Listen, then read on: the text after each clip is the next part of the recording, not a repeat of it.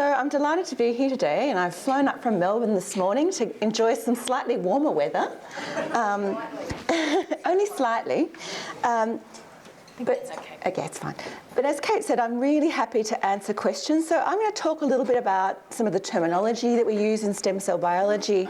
But I also wanted to use today as an opportunity to tell you about some of the research that I've been doing with some of my colleagues.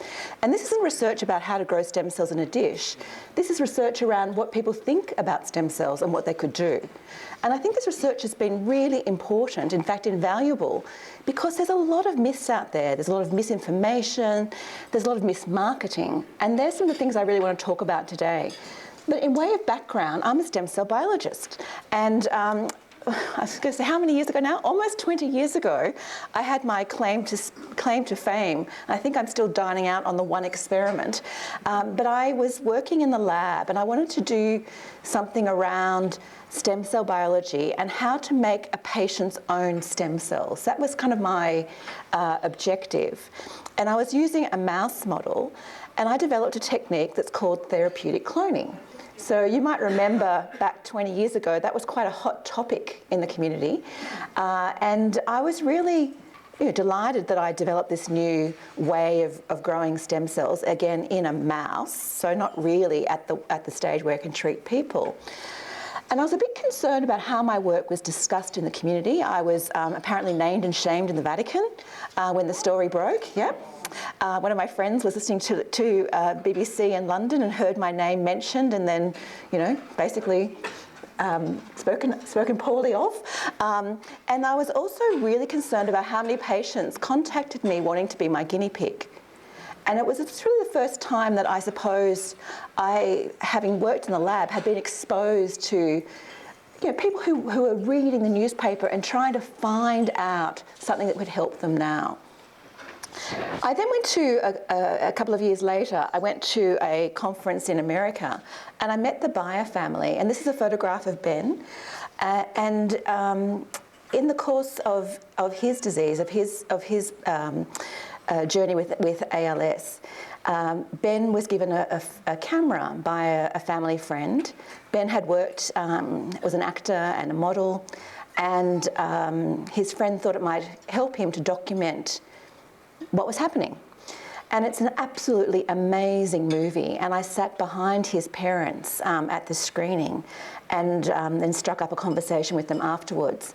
And I think why I found it so powerful was it captured how he and his family were looking for anything that could help. And it took him to China, and here's a grab from CBS Evening News, where it talks about the fact he's gone to China for fetal stem cells. And I'll tell you a little bit about stem cells later.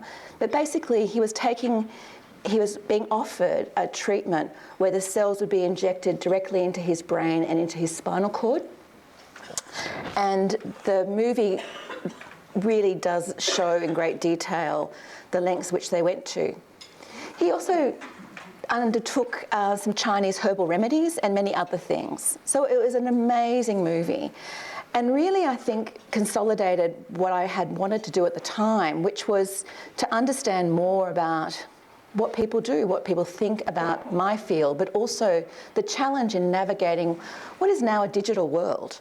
You can click on Google and you can find choline, but you can also find stem cells. And I did this yesterday when I was making my slides. And here we go, Googled stem cell therapy for MND, and 2 clinics come up. Now, these are clinics that are not necessarily linked directly to mainstream medicine or a clinical trial or clinical research, but are advertising treatments. And if I just peer closely, I can't see on my screen. I'm just going to take the microphone off the stand.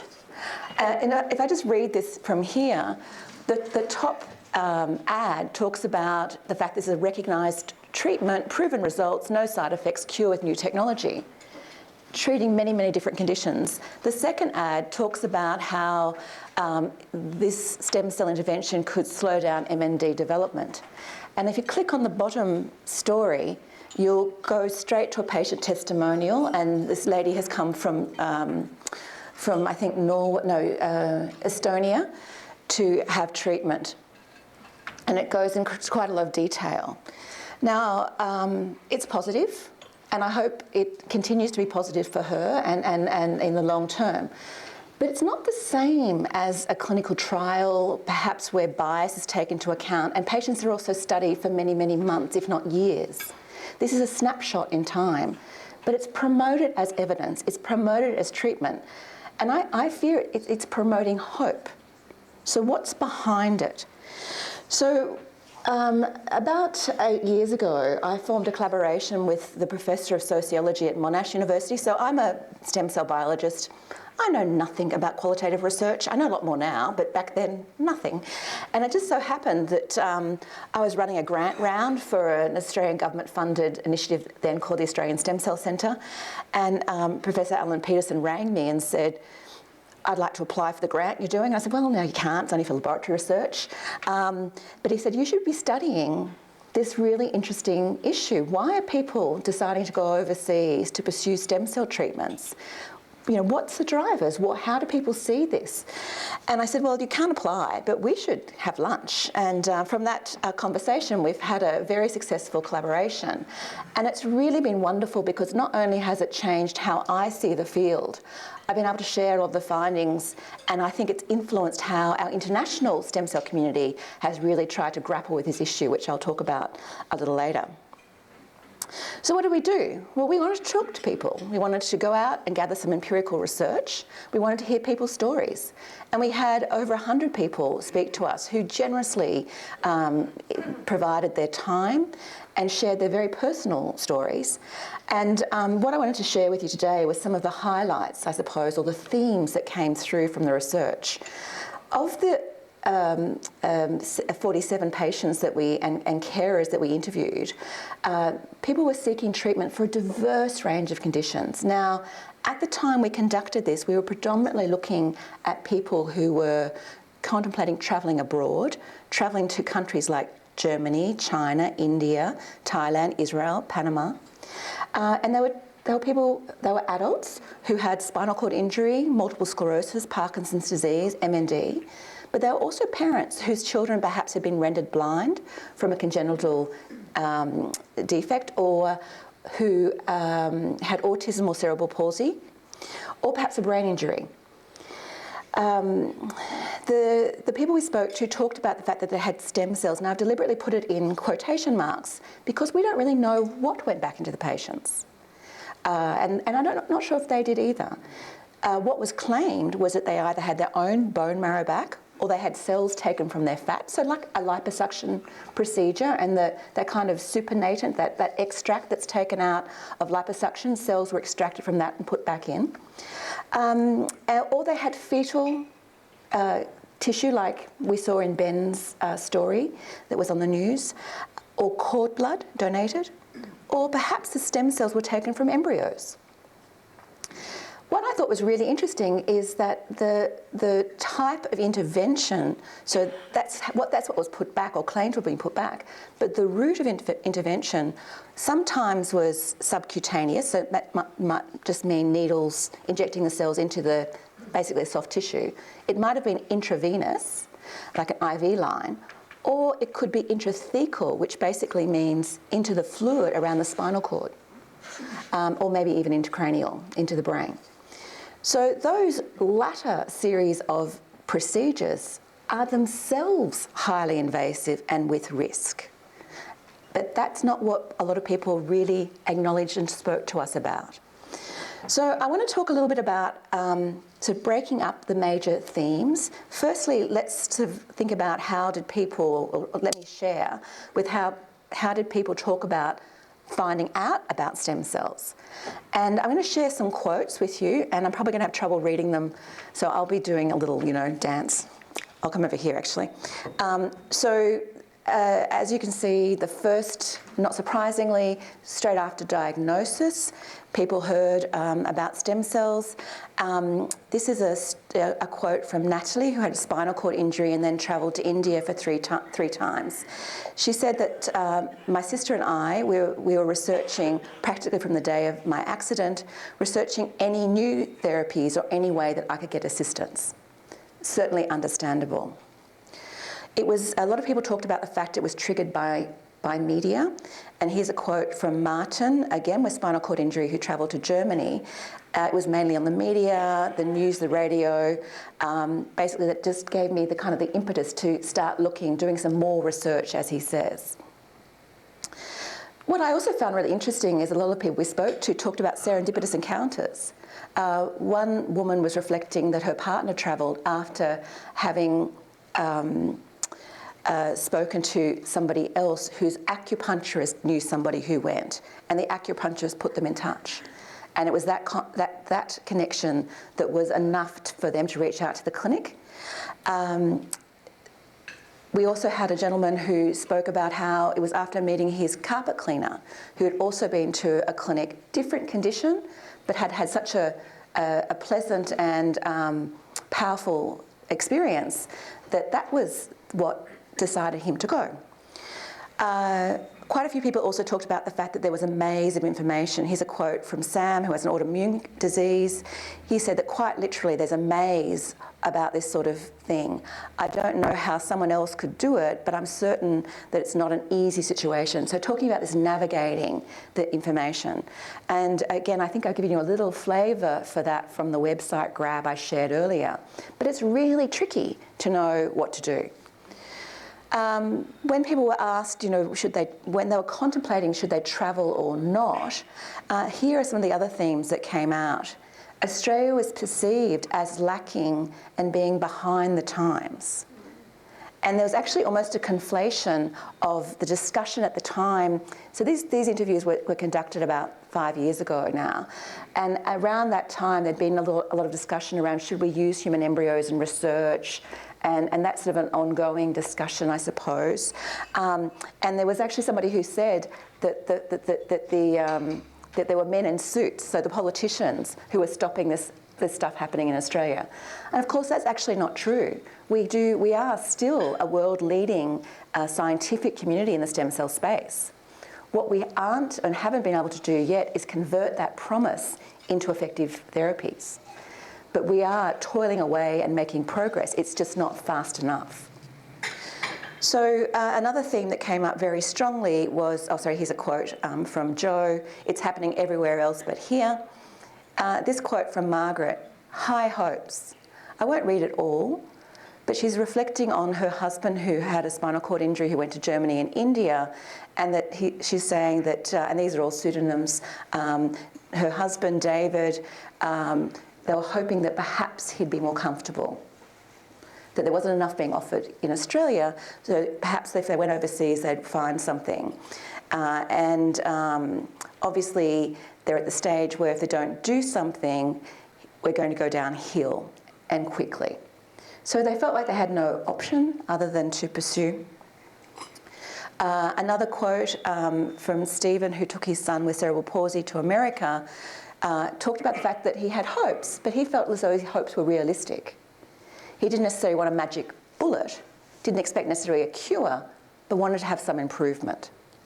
So it's not necessarily that people were perhaps naive. And in fact, a lot of people talk about the fact they do a lot of research and don't take this decision in any way lightly. A lot of people we spoke to talked about the high financial costs. Just to give you a flavour, some of the treatments would cost perhaps $10,000, others would cost $100,000. And if it hasn't worked, you're often encouraged to go multiple times. So one couple we met, they spent $300,000 pursuing treatment. And if you also consider there may be additional costs associated with airfare and accommodation, that's a pretty hefty fee. People also spoke about the costs in terms of emotional costs of being separated from their family and friends. What people didn't talk about at cost in any great detail was the cost it might have to their own health. It was just really assumed that it was a progressive and positive step, that perhaps the hidden cost, the cost to their health, wasn't really acknowledged.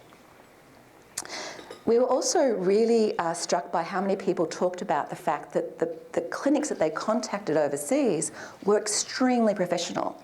They responded straight away to their inquiry. So they were very receptive. They often had somebody at the end of the phone, no matter where it was, who spoke English or got back to them with someone who could speak English. They offered a concierge service that when you arrived, everything was taken care of. So it was a pretty supportive environment.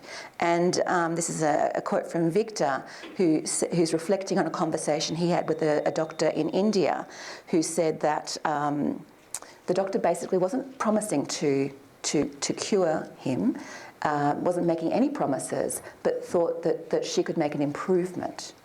And again, it was that idea that there's some change could happen was very powerful. I think also what really struck us and what we weren't expecting, but perhaps it will come as no shock to any of you, is that a lot of people were very dissatisfied with the care at home. This was particularly strong with people with multiple sclerosis, who felt very frustrated with their neurologists, this was really in the context of trying to find someone to talk to about the option of stem cell treatment. So here's a quote from somebody, from Diana, who ended up taking her son with cerebral palsy to Panama, who was just talking about the fact that the experts that she spoke to were overtly negative, just basically very dismissive. She felt like she was doing a lot of research and this was a reasonable option. And yet when she tried to raise it with her doctor, it was just dismissed out of hand. And she's just reflecting on that, saying that the conversation was shut down. You're an idiot if you're going to do that. Others felt or experienced that their healthcare team were reluctant to give advice. And in fact, in another study that I won't be talking about today, we spoke to healthcare and other experts, and who we knew got asked all the time about stem cell interventions. And a lot of them responded saying that we don't like to take away people's hope. So we don't like to be too negative because we don't want to take away people's hope. So I think there's a fine balance there between, how we address this. And this quote here, I thought, particularly shows that, and I'll just give you the setup here. Alistair, he was thinking about but didn't end up taking his son to a clinic overseas. He was asked to pay a deposit, and I think he did pay a deposit. It was quite hefty. And he also did some more research as he was doing that transaction. And he was so angry when we spoke to him because he found out that the doctor who was running that clinic was actually deregistered in the US. And even though he claimed to be operating in the US, he shipped the patients over the border. And Alistair was really angry because he said that none of the professionals that he spoke to said, don't do this, this guy's a schmuck. And he was really, really angry about it. So this is a diversity of experiences that people saw. Now, the stem cell industry is big business and has been for well over a decade. And as I implied earlier, the clinics that people were originally going to 10 years ago were in countries where there perhaps was limited or some kind of regulatory ambiguity, where there was, perhaps not enough checks and balances imposed. And you could set up a clinic, call yourself a stem cell clinic, and off you went. And as long as you perhaps had a doctor in charge who believed in the intervention, you could sell it.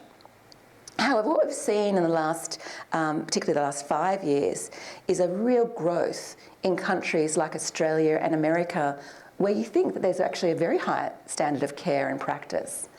And in fact, what we've seen is that there's sort of a regulatory loophole, particularly in Australia and the US, that's allowed these clinics to flourish. And it's really around using what we call autologous cells, or the patient's own cells. And classically, it's been cosmetic surgeons who have access to a liposuction machine, and they're using their liposuction machine to also treat patients, including patients with MND. So you wouldn't necessarily expect a cosmetic surgeon to have expertise in MND, MS, and even, dare I say, joint pain and joint problems. But these dark shadings on the world map here, this heat map, these are the large number of clinics that are operating. So this is the darker the colour, the larger the number of clinics. There's a little scoreboard down here. So you can see in the US, when this study was done by some colleagues at University of Sydney, there were almost 200 clinics. That's now, I think, around 700 clinics. they advertise. I've just come back from a trip to California, and on the same day I heard an ad for stem cell treatments, and then I was sitting by a pool at the beautiful Yosemite National Park, and I heard a guy, he was talking to his brother, it's 4th of July, and he was talking to his brother about how his knees were really sore. His brother turned to him and said, well, mate, you've got to get, well, he didn't say mate, you've got to get stem cells for that. And I was sitting there going, oh no, because where is the evidence for this? But I fear it's sort of been absorbed into, normal lexicon, normal kind of perception that it's a thing, and it can treat anything. A bit like that quote from Stephen about the magic bullet. You might see down here there's 19 clinics operating in Australia, back when this study was published. I've been tracking this for the last 10 years, and I hate to say, our last paper that we did on this, we saw 70 clinics. I should, just before I go on, this is a ridiculous slide because you can't really see the range. I just wanted to show that there's a spectrum of conditions that are treated. It's literally A to Z, anything in between. Baldness, erectile dysfunction, cosmetic uses, anti-aging, neurological diseases, spinal cord injury, you name it, there's a clinic offering stem cells for you.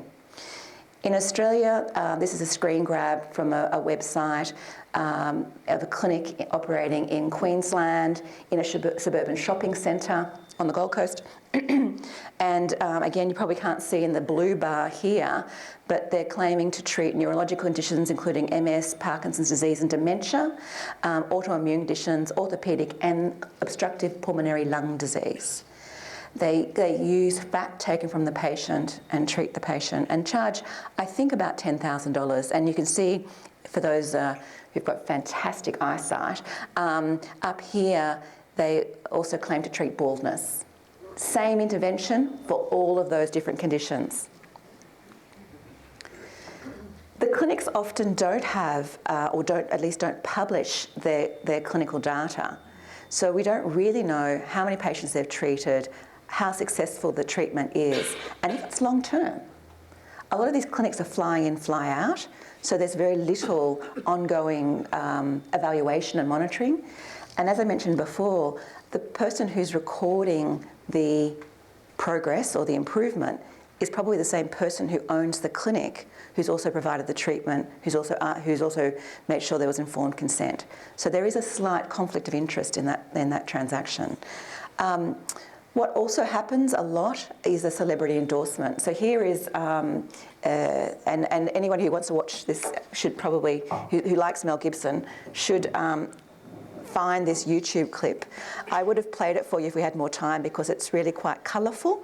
But Mel talks about the fact that his dad, who I believe may have been in his 90s and had quite a few health problems, he ends up taking him down to a clinic in Panama, and the treatment was quite miraculous. So from having some hip problems and other issues, Mel talks in very explicit terms about how fabulous his dad is. And the guy sitting with him is the owner of the company that this procedure happened in. And I have to say, it's not only his language is extremely colourful, so, blue warning, but it's convincing. It really is very convincing. So when you feel like you have no choice, celebrity endorsement can perhaps be that extra thing to take you over. And of course, the use of social media and digital technology doesn't just stop there. I wanted to share this story with you. This is a quote from a gentleman who contacted us. He was really angry about the aggressive marketing that his sister was subjected to. So she had been diagnosed with MND. She was satisfied, or they were satisfied with the care that was in place. She'd been using, searching online, had not been searching for stem cells, but perhaps had been looking at things about MND. And onto her screen popped one of those little kind of chat boxes saying, do you want to know more about stem cells? And she read it, clicked on the clinic and contacted them. By the time her brother spoke to her again, she was convinced that's what she must do. And I think his frustration, his sense of frustration about the lack of positive results and information that was available, and the marketing tactic really threw their family into turmoil. And he was just ringing us just, I suppose, to complain. So it was really, I thought, a very gripping example of how technology has enabled us to do so much more through the internet, but also perhaps leaves us vulnerable to these quite aggressive marketing tactics. So what can we do about it? So I suppose from the stem cell community's perspective, we see the research that we do for public benefit and paid for, to be honest, by the Australian taxpayer as a great privilege. But a lot of this misinformation, we feel like we also must do something about. So I and colleagues have worked on this for many years, and we produce a lot of information guides and handbooks, and we love to come and talk at community forums. But I'm not sure whether we're being that effective, and I wonder whether we need to get a bit smarter. A lot of the websites that we develop probably have too much detail, to be honest, and they're static. There's nowhere to talk. And I do reflect on the fact that the clinics have someone who'll answer the phone and talk you through what they can do. We have no flip kind of parallel to talk about perhaps what you should be thinking about. So why don't I just tell you a little bit more about stem cells, because I think it's important that we perhaps demystify the field a little bit. I think they're pretty cool cells. I've been working on them for 20 years, and they've got a couple of different, of really key features that other cells in your body don't have. They have an ability to make a copy of themselves, and they have ability to make a cell that is a more specialised cell.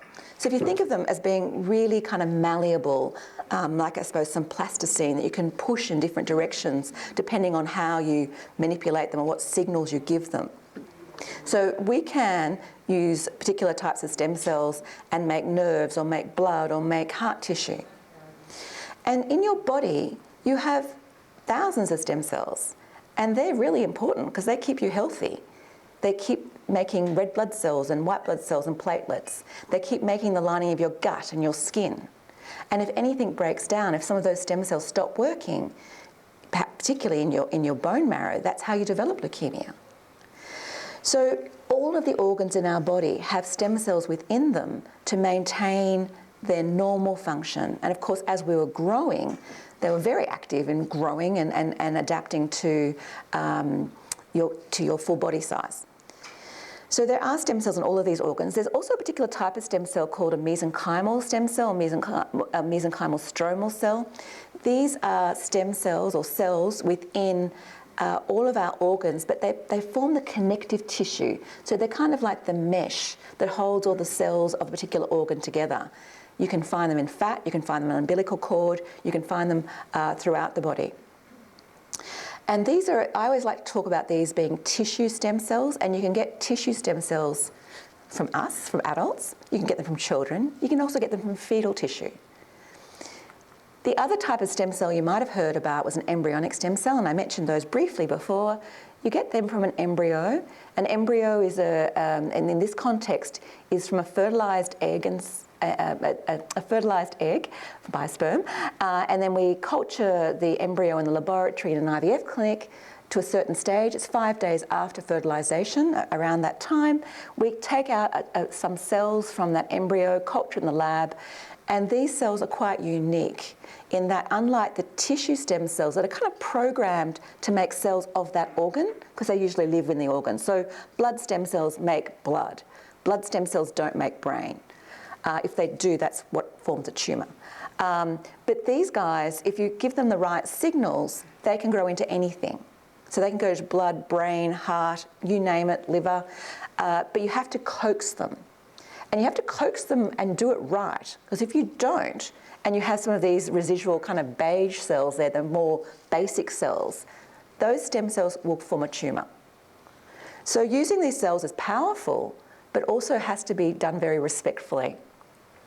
I just want to mention that about 13 years ago, a group in Japan wanted to try a different way to make these what we call pluripotent stem cells, these very malleable plastic stem cells. And they worked out that by taking a skin biopsy and changing 4 genes, they could make skin stop being a skin cell and turn into a pluripotent stem cell.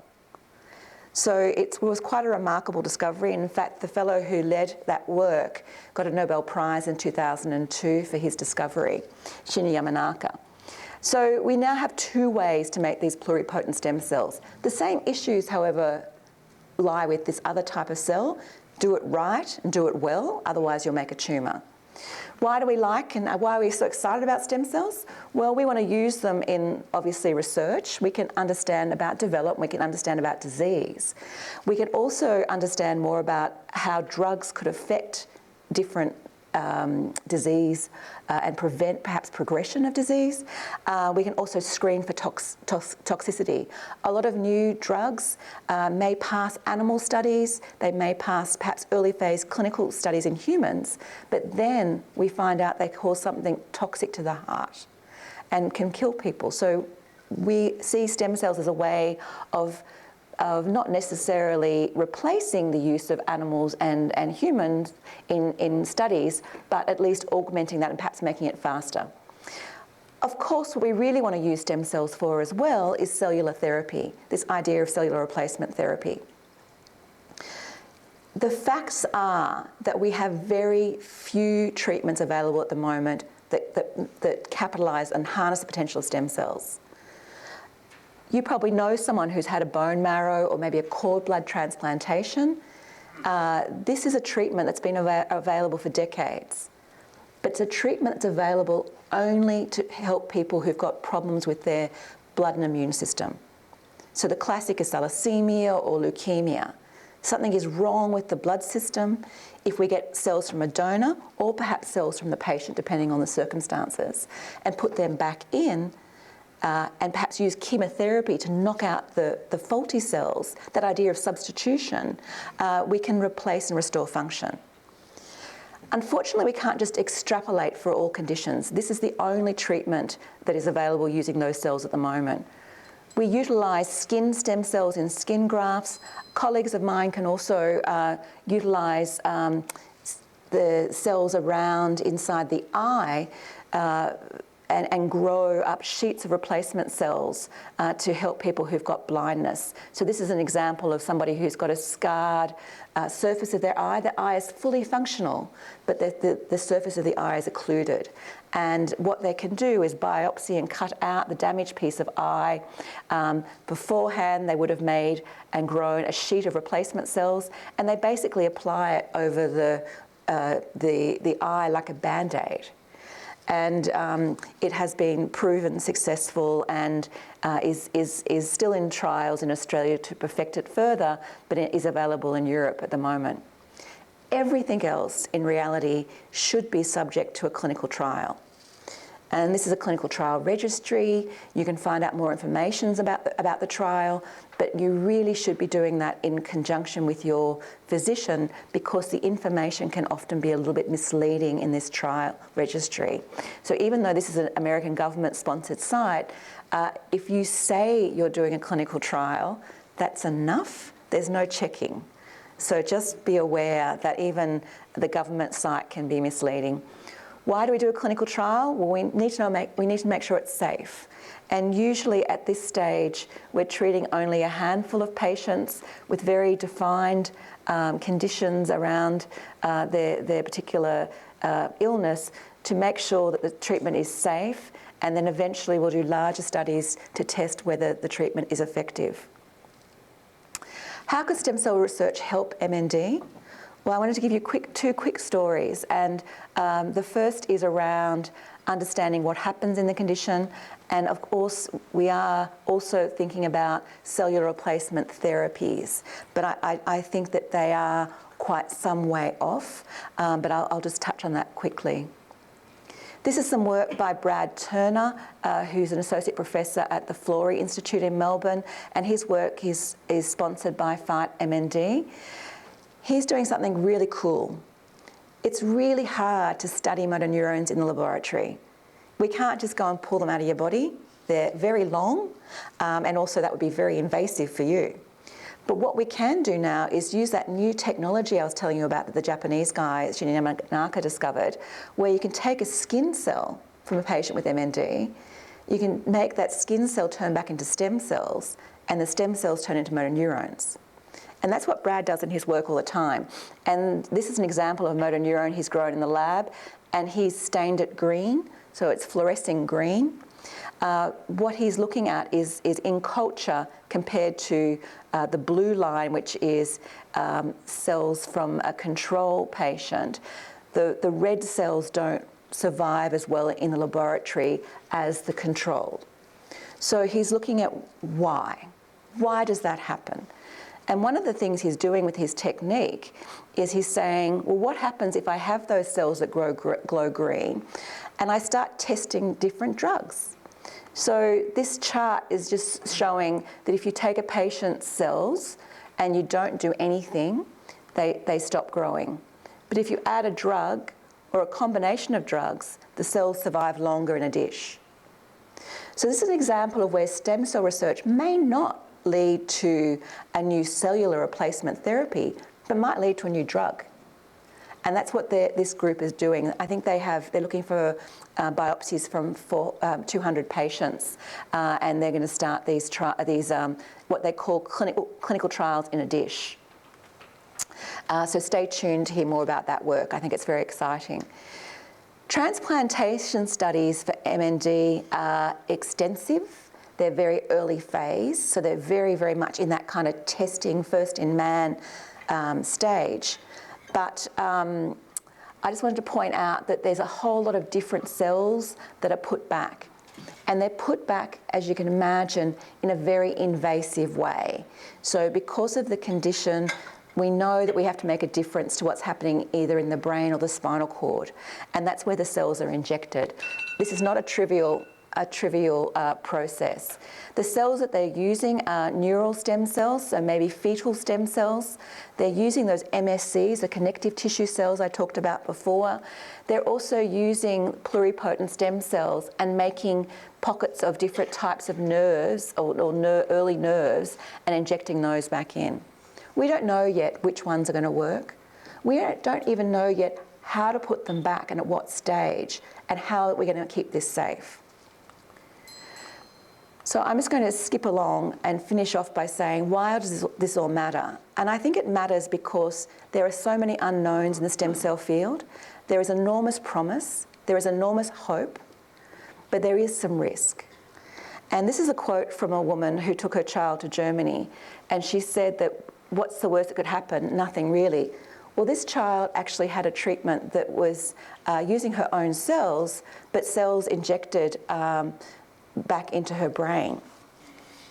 Now, whilst this child wasn't harmed in any way at this clinic, the clinic was closed down sometime after because 2 children were harmed. 1 died. There's also other examples of people who've had this treatment where the cells have grown inappropriately. I've told you before that if you don't do it right, the cells will do what they want. And in this case, Jim Gass was a wealthy businessman who had a stroke, was frustrated by his recovery, so took matters into his own hands and went and visited 3 clinics. At one of the clinics, we think he had fetal stem cells put back into the fluid around his spine. Those cells grew into a massive tumour that have rendered him a quadriplegic. He had been living independently at home. He's going to die of that intervention. Similarly, there are other stories about the procedure itself causing harm. So whilst we are looking at new stem cell-based treatments for people with macular degeneration, where the cells are injected behind the retina, if you can imagine the delicate surgery that requires, they actually put the cells behind the retina, and that technique is in clinical trial. However, this commercial clinic was selling it now. And at least 3 women who otherwise were losing their sight but still had enough sight to drive were rendered completely blind. And in this case, the cells didn't grow into a tumour. It was just the process that detached the retina. So they aren't without risk. So just here are a few things that we try to kind of emphasise around thinking twice about some of the marketing and misinformation. And I think the most important of all of these is go and talk to your doctor. And if you haven't got the right doctor to talk to, find another one. ring up MND New South Wales, find someone to talk to and to really work through some of these very challenging information and challenging choices. And I'll finish there, but thank you so much for listening, and I'm happy to take questions. Thank you so much, Megan. Really, I think, such a timely talk. So questions. I'm sure we're all just full of sandwiches with energy flowing, but mine got picked up by that talk. Thanks, Megan. If you've got a question, please raise your hand. I saw you first, and I saw another one over there. Oh, Eddie, thank you. Thanks again for another great talk. So many questions I'm allowed to ask too. How do the stem cells know where to go? If they're injected intrathecally, how do they get through that mass of glial cells and integrate into the brain? And I guess if you haven't addressed the underlying genetic and plus or minus environmental issues in their patients, what's to say that even if those cells talk, that they wouldn't be decimated by the same process that killed the innate cells? Look, absolutely fabulous questions. The first one, what do they do? I mean, this is exactly why I get so irritated when I read the marketing material. Some of the companies claim the cells are magical and they float around the body and they home to the site of injury. Now, when you're talking about blood stem cells, that's actually true. So if somebody has leukemia and you give them chemotherapy and you basically knock out their hematopoietic stem cells that are in their bone marrow, and then you put in the donor stem cells intravenously, the cells actually do go through the vasculature, go through your blood system, home to the bone marrow and engraft there and grow. But that's what they're made to do. If you think about the brain and its complexity, how can we just put a few cells in there and they get to where they need it, particularly if the condition is as extensive as it is in MND? And just to illustrate, I think another neurological disease where I think there is good progress being made and where perhaps there's a little bit more promise, if you think about Parkinson's disease. In Parkinson's disease, there's a cluster of nerves that aren't functioning. We don't really know yet why they're not functioning, but some early cellular therapy treatment where they used fetal nerves, brain cells, they put them back into that deficit area, and those cells actually engraft, and in some patients improved. And just to further answer your second question with that illustration, they showed that they lasted and they extended people's lives. So for people who got Parkinson's in their perhaps 60s, and then they have donated their body to science afterwards and they've had an autopsy, the cells are still alive. Whether they would have perhaps not been alive another 20 years later is because that would be the natural progression of the disease. So how to put them back, where to put them back, these are the challenges. How many? What stage in development do we need to put them back? And I think for some conditions, perhaps intervention early. So you might have seen in the marketing, dementia is a treatment. In fact, a woman who I didn't talk about, she died in Sydney, having had treatment by a cosmetic surgeon in Sydney for her dementia. Doctor had never seen her before. She died 6 hours after her treatment back in the nursing home. The coroner's report talks about a cluster of errors, of which, perhaps he should have checked that she was on blood-thinning agents. Perhaps she should have gone to the hospital, not back to the nursing home. Perhaps the nurses should have checked her bandages more back in the nursing home. But why was she having this intervention anyway? If you think about dementia and if ever there's a cellular intervention for that condition, it'll need to be applied for people who have very early or predisposition, not down the other end. So thank you for an excellent question. The research that's going on with regards to the MND part in terms of the cells, the red ones that become green. Yes. Two questions related to that. One is the timeline of that. To your knowledge, how long is that going to carry on, and what's the time frame of that? But secondly, you say that it would test out some of these medications.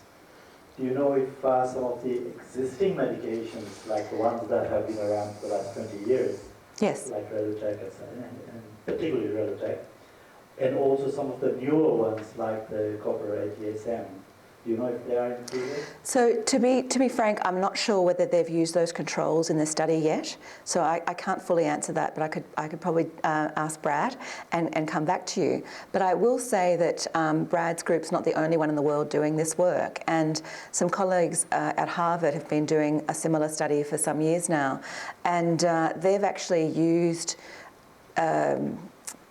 drugs that are already approved by FDA and are looking for other uses, and they've got something that's going into clinical trial. So in terms of time span, what this means is it won't replace the need to test, but it might speed it up, which is what we want. So it's just basically a screening mechanism, and this is just one other tool that we can use. So I don't want to overstate its significance, but if you think about the alternate, which is perhaps using a mouse model, and that's really quite a poor indication. So any way we can feed into that production of new, identifying new therapeutics, the better.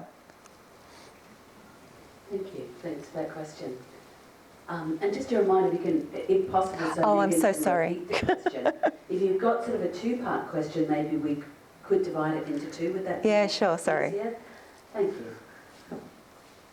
Hi, I just have a question around, I guess, responsibility and duty of care and providing people with information and navigating that kind of complex conversation around hope and all of those things. So I guess my question is, who does that responsibility sit with, and how do we get this information to people so that they're better informed to make a decision?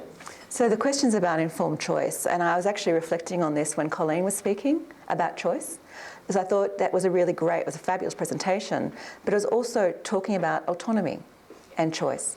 And I ultimately think it is the patient's choice. But what concerns me around the current commercial practices is that the discussion, the power imbalance between the provider and the consumer, I think, is tipped in the provider's interest. I think what's on offer isn't just experimental and perhaps worth a go. It's experimental and maybe should be contemplated, but in the context of what else is available and the potential harm it can do. Really, that conversation has to be had with your healthcare practitioner, ideally with your specialist, but you can start the conversation with others. And I think, again, in today's day and age, we do use social media and chat rooms and community networks very, very effectively. I think it's okay to have those conversations, but perhaps you also need to make sure you bring in the medical professional to perhaps just make sure you fully understand all the challenges. I think our role in all of this, I'm not a healthcare practitioner, I'm not a health professional, but it concerns me that in studies that we've done with healthcare practitioners, very few people recognise that this is a problem. So all the material that I've been writing for the last decade, and my colleagues, say go and talk to your GP. When we went out and interviewed GPs, I have a fabulous honours student who's now studying medicine.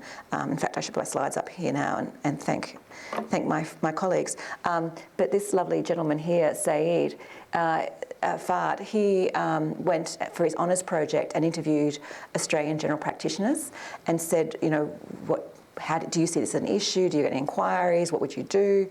And many of them said, I don't know what to do. I don't really know if it's a thing. I don't know if it's really, should I be saying patients go or shouldn't I say? I don't really know. And one particular quote that two interviews that were really interesting is one general practitioner said, well, if they were going overseas, I would tell them, that's it. I'm not seeing you anymore. I can't support you. And I was actually shocked by that. I think that is a poor response. The other quote that really struck me was, if it's happening in Australia, I'm sure it's okay, give it a go. And of course, neither of those are perhaps fully aware of the nuance of this issue. So I think it needs to have some of the experts like us who monitor the field, then talk to healthcare practitioners, talk to nurses, talk to physiotherapists about this complex issue, talk to patients and the community.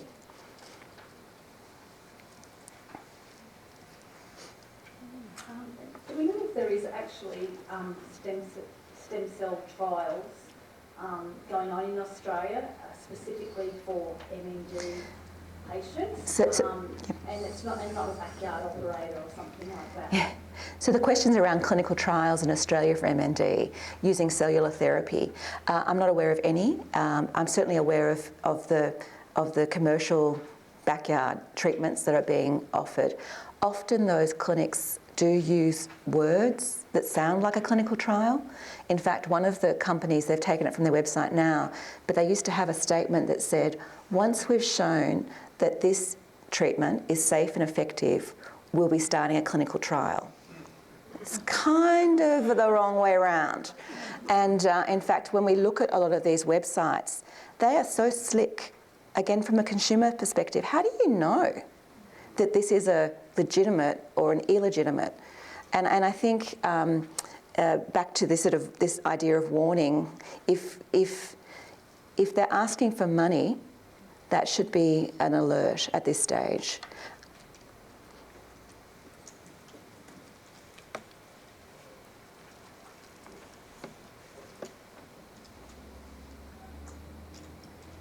You said that you needed biopsies from 200 patients. Mm-hmm. When do you think that will all come about? So I was just looking at some of Brad's work, and I think it will take some time to identify new drugs because, of course, this is the start of the process. We need to test them. But I think he's recruited the 200 that he needs. And in fact, the video I was watching has Neil Danaher proudly. I was thinking, whoa, about confidentiality and privacy, but Neil Danaher was the first patient apparently in the study. And what I think is really powerful about that biobank that they've developed is they're doing genetic analysis as well. So they're trying to say, for this group of patients that have this kind of presentation, perhaps let's screen for this bank of drugs. And those drugs may not work on other cells. So I think they're trying to understand more about the different conditions as well, which is really, again, what we need. Unfortunately, science, at least from my perspective and my experience, is usually incremental. Occasionally there's the kind of left field discovery, like the Shinya-Yamanaka stem cells, that I would never have thought you could do when I was, and I worked in that area for my PhD. I actually put it in a sentence in my thesis that wouldn't it be lovely if you could just, bathe the cells and factors and change what they do and not have to use embryos. But unfortunately, science is usually incremental. But what we need to do is introduce rigour. And I think a lot of the discussion around stem cells loses rigour, it loses nuance, it loses, for the lady who's on that website, perhaps it did help her. And I hope it does. Let's find out why. And I think without that, it's a missed opportunity.